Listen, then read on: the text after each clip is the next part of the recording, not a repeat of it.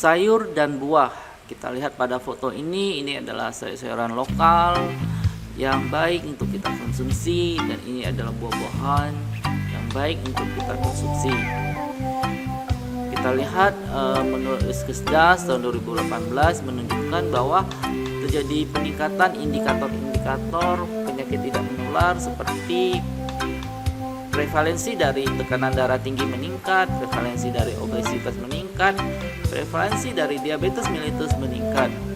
Kemudian konsumsi sayur dan buah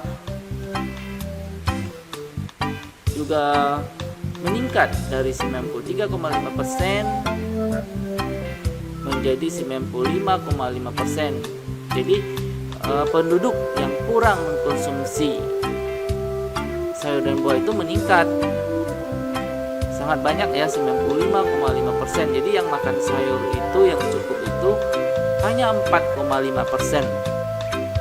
Kita lihat 10 penyebab kematian di Indonesia. Pertama itu ada stroke, kedua itu ada penyakit jantung dan pembuluh darah. Kemudian kita lihat darah tinggi dan penyakit lainnya. Ini prevalensi nasional kurang makan sayur dan buah 95,5%. Kemudian terjadi penurunan konsumsi sayuran pada saat COVID-19 dari 39 menjadi 38,51%. Kita lihat pedoman gizi seimbang menurut Kementerian Kesehatan Republik Indonesia tahun 2014. Ternyata porsi untuk sayur 3-4 porsi.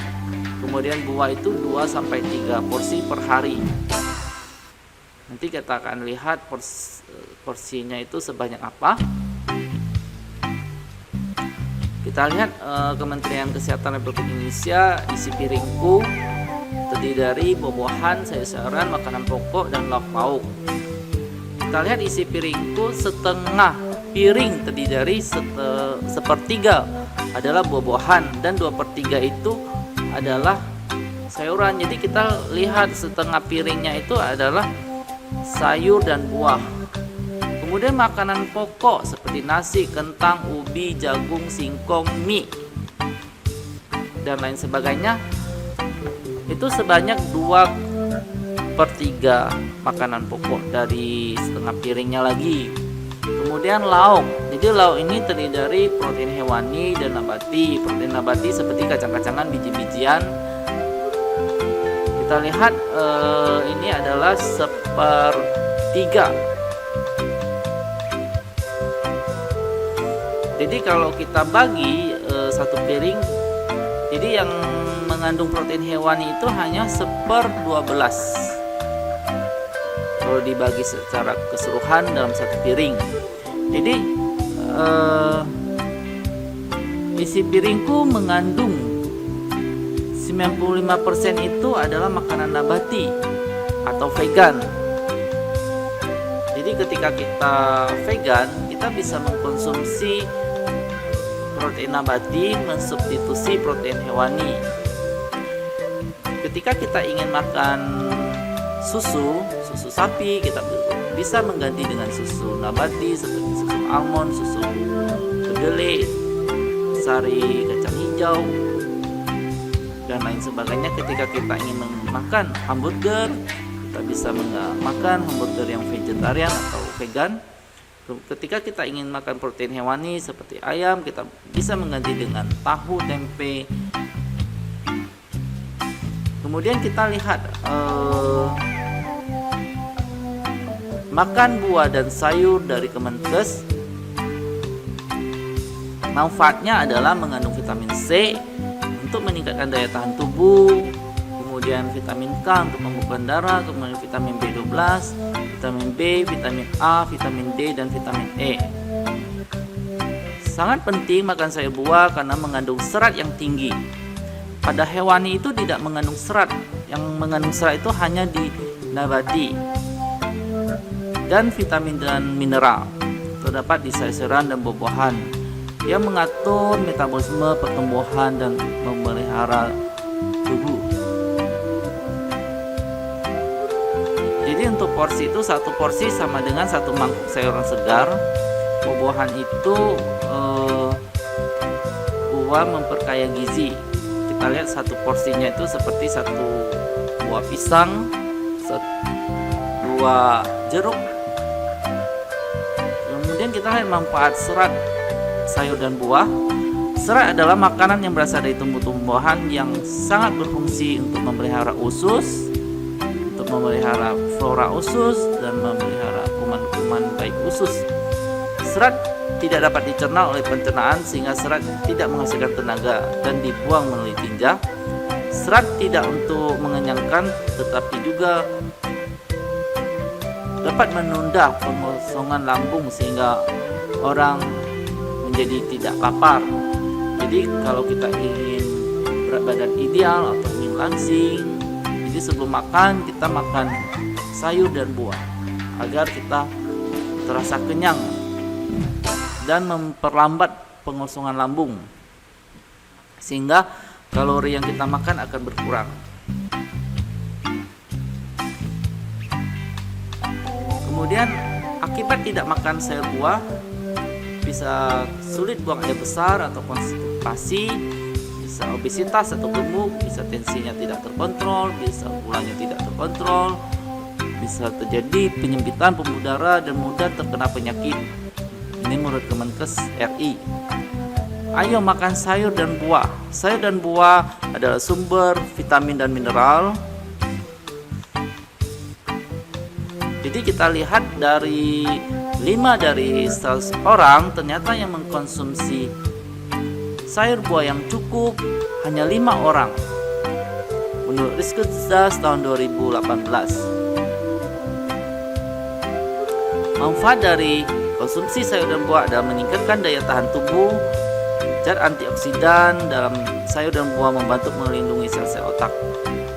Makan sayur dan buah setiap hari agar kita sehat dan cerdas.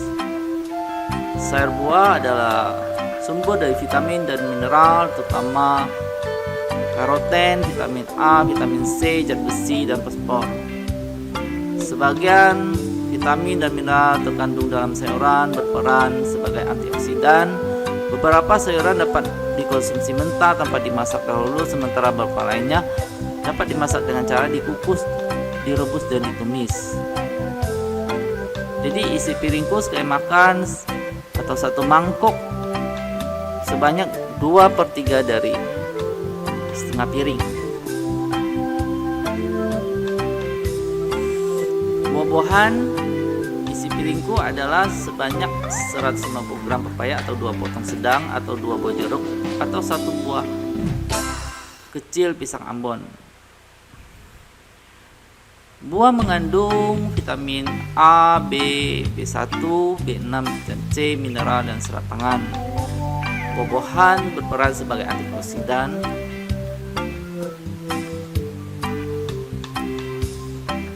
Makan sayur dan buah agar kita sehat karena mengandung vitamin dan mineral yang mengatur pertumbuhan dan pemberian tubuh, mengandung serat yang tinggi. Jadi sayur itu kita perlu mengkonsumsi 3 porsi dan buah 2 porsi.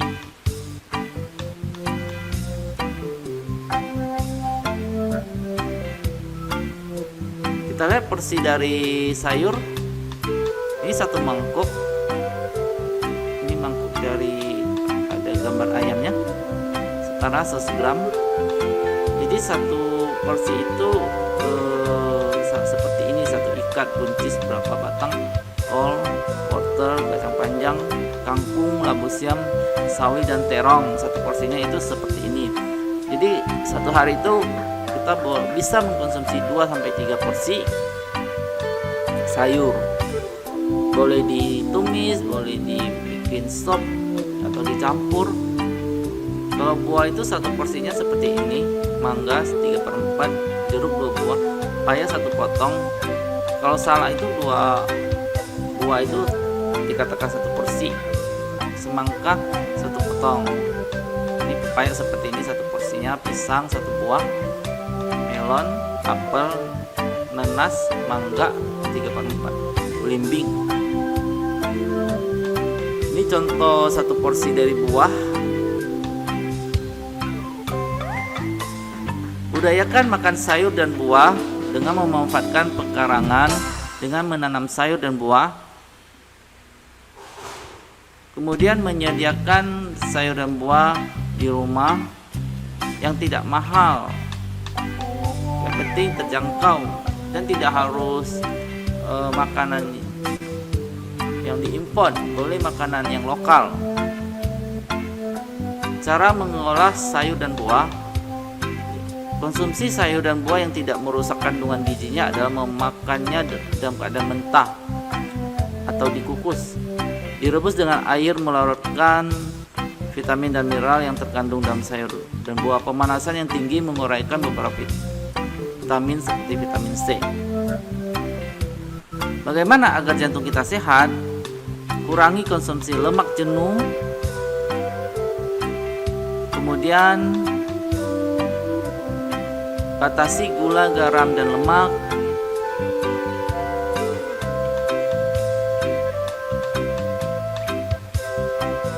Kemudian bagaimana mengatasi obesitas? Konsumsi sayur buah. Ini ya, membiasakan pola makan teratur, batasi gula, garam, dan lemak. Bagaimana mengatur pola makan hipertensi? Batasi gula, garam, makan sayur dan buah cukup. Bagaimana mencegah diabetes?